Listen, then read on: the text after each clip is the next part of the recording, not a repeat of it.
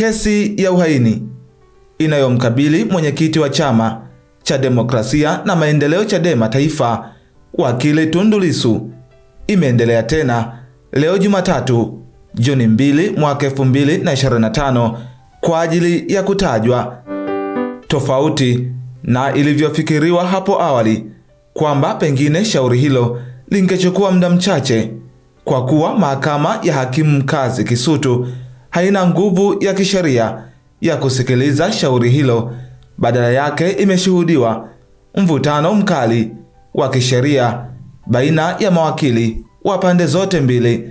Upande wa jamhuri, serikali kupitia kwa mawakili wake ilianza kwa kuieleza mahakama kuwa upelelezi wa shauri hilo haujakamilika, hivyo kuiomba mahakama kuahirisha kesi hiyo hadi siku nyingine. Hata hivyo, jamhuri ilileta jambo lingine kwamba mtuhumiwa ameidharau mahakama hiyo, kwani wakati anaingia mahakamani alitoa maneno ya no reforms, no election, jambo ambalo ni kinyume cha sheria. Baada ya hoja hizo za jamhuri, mawakili wa utetezi wakiongozwa na Mpale Mpoki, Dr. Lugemeleza Nshala, Peter Kibatala na wengineo walipinga vikali na kuiomba mahakama kufuta shauri hilo kwa kuwa jamhuri imeshindwa kukamilisha upelelezi kwa wakati na kwamba kitendo cha kuchelewesha upelelezi ni kumnyima mtuhumiwa haki zake za msingi, ikizingatiwa kuwa kupitia shauri hilo mtuhumiwa hawezi kujibu chochote.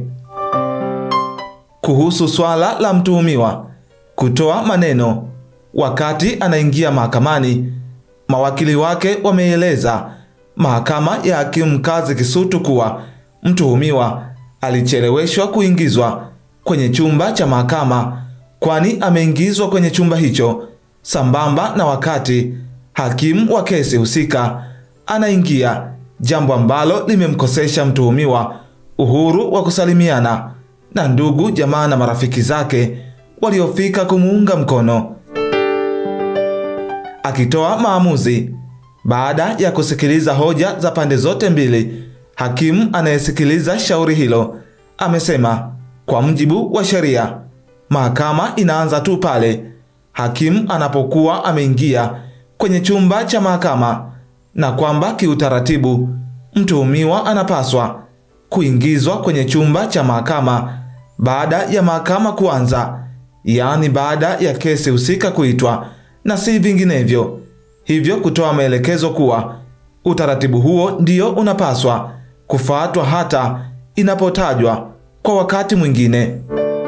Kuhusu swala la kutoa maneno wakati mahakama imeanza, hakimu amekubaliana na hoja za jamhuri kuwa ni kweli mtuhumiwa ameidharau mahakama na kwamba hata wale walioitikia maneno yake nao pia wameidharau mahakama, hivyo kutoa amri kwa maafisa wa mahakama, yaani mawakili, kuzingatia taratibu pindi wanapokuwa kwenye eneo la mahakama, sambamba na kuwaongoza vyema watu wao pindi wawapo mahakamani hapo.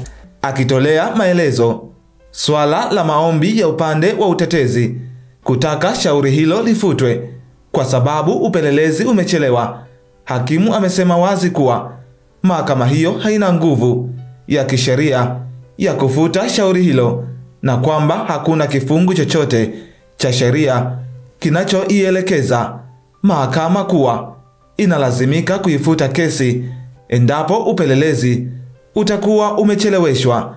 Badala yake ameonyesha kukubaliana na hoja za utetezi kuwa upelelezi wa shauri hilo umechukua muda mrefu, hivyo upande wa jamhuri unapaswa kuharakisha.